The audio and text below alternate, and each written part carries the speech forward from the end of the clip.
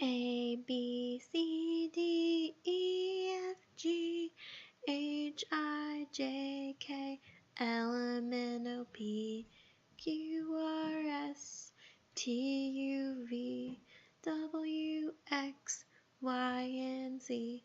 Now that I know my ABCs, next time won't you sing with me?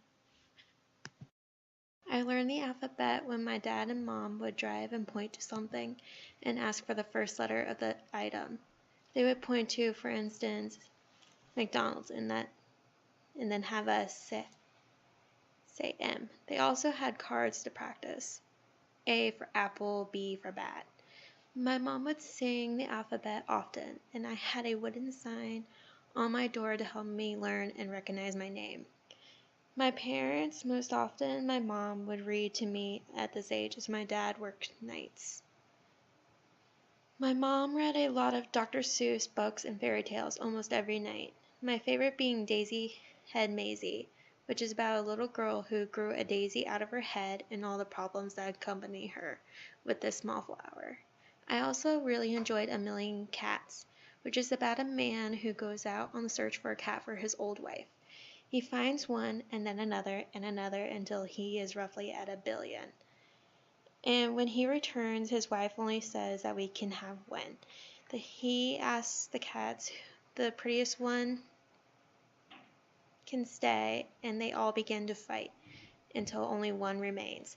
This book my mom read a lot, and we began to fall apart mainly because of how I really wanted a cat, but my dad was allergic.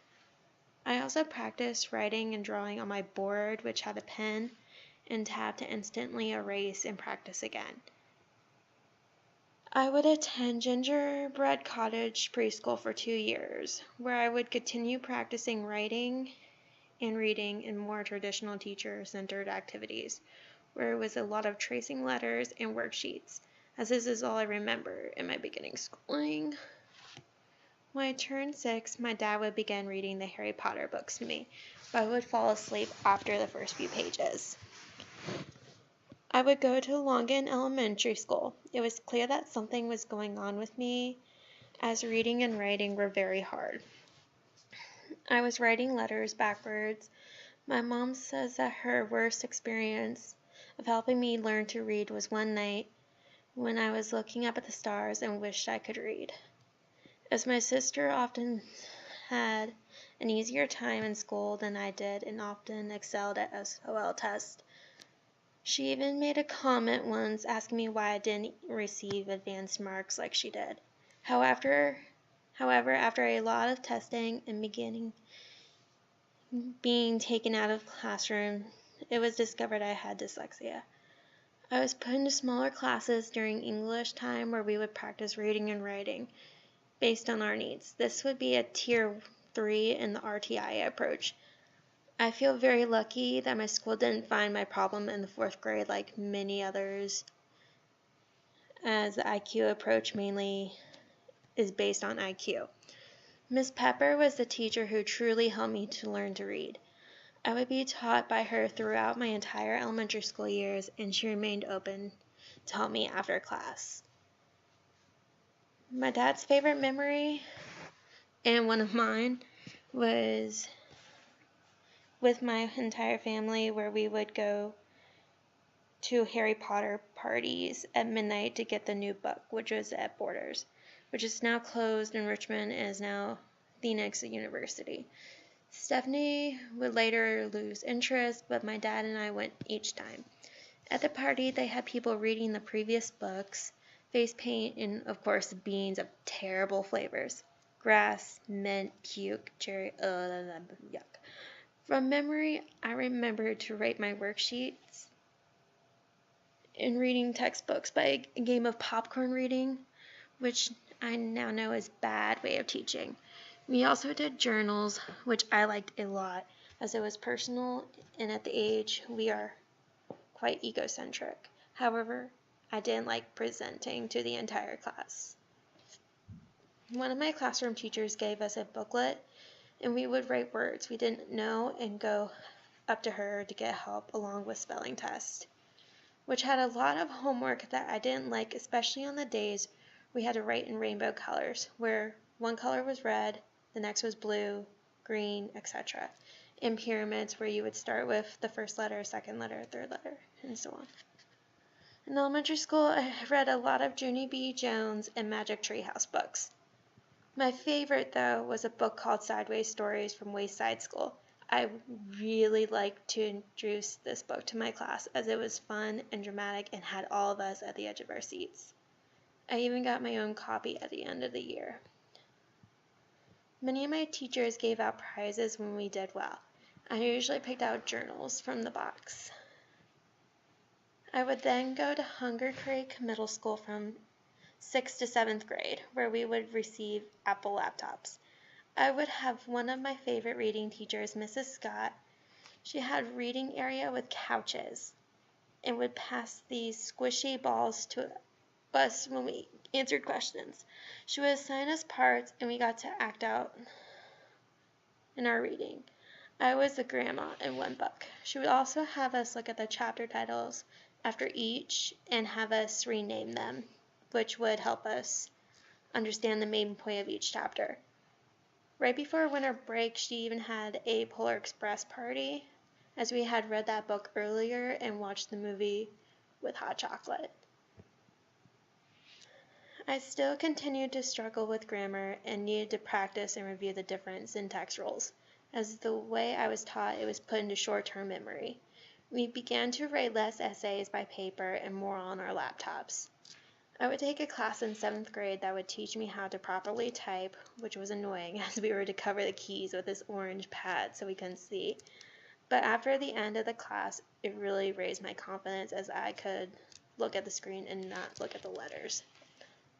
My mom would move my sister and I to her hometown in Roanoke, where we would attend Woodrow Wilson Middle School, which was of a lower economic status, which obviously meant no more laptops. The school system would also switch from a 7-point scale to a 10-point, which really made me happy as it was now easier to pass classes. My best friend Marielle would later give me a book that she didn't want to read, Twilight, by Stephanie Meyer, which would really get me into the reading bug. As I had now found a genre which interested me, this would probably be my favorite reading memory. From there on, I began to like reading, and I would then begin to read the Harry Potter books, and so on. It was also really cool to see the movie adaptations of each and compare, and yes, the books are indeed usually better. I would go to Patrick Henry High School up until winter break and move in with my dad. I still had my IEP, individualized education plan, but it was beginning to be just being taken out of the class for a quieter room to take a test. I also got a Dell computer as I was back in the Glen Allen district. I do feel like my reading needs were met as I was getting good at reading comprehension and decoding text, though I still needed more grammar help as essays were bleeding red. It wasn't the best practice for me as I would just throw it at the back of my binder and move on, never learning from it, and then would finish with a worksheet where we could use our notes. I could also have used more help with learning to cite correctly with MLA and APA styles. My final year of high school, Mr. Meister was a really good teacher. He taught us a great deal of what we would need to succeed in college and had us do video projects and taught us ethos, pathos, and logos, which we are now discussing in English for 100. According to the Reading Maturity Survey, I have a great interest in reading, but I need to focus on reading with a purpose, not just for entertainment. I also need to focus on practicing my grammar and vocabulary and for more challenging material. The courses that were helpful in terms of reading and writing were Education 310, Creative Writing, and Grammar Theory. Creative writing was challenging. We got to write what we wanted with very little direction from the professor. Our work was also highly criticized for over an hour, which helped me as I usually receive didn't receive that much critique from other assignments. It was also challenging to read others' work, as I had to decode and help fix their errors like they did for me. I really like reading, and my favorite memories are from elementary and middle school, when I received the book Twilight, which sparked my interest in reading, as well as Harry Potter, as it was something my dad and I did together, along with the teachings of Miss Scott and Miss Pepper, who taught me based on my individual needs and not from a textbook. I still like reading, but my life is busier, and I read mainly during winter and summer breaks. During this winter break, I read The Darkest Corner and Bad Girls Don't Die. My worst writing experience was receiving the dripping red ink papers that we never looked over with our teacher, so they just sat in the back of a notebook till they got thrown away, that we spent hours on. I still need a lot of help with grammar, as my needs weren't met, but they have gotten better thanks to grammar theory. I really want to make writing fun for my future students. I want to teach them through art and games. I want to be that teacher, like Miss Pepper, for my students. Without her, I don't know where I would be today. I feel that I will look back at past assignments with my students and have conferences to discuss their writing and how they can do better. My students will not be sitting on for hours on end, but be moving and singing their ABCs.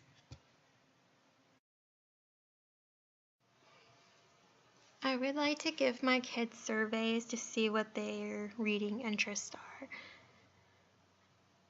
I would also like to provide them with real, authentic experiences that give them the opportunity to help their community by writing to their principal, local government, or news articles.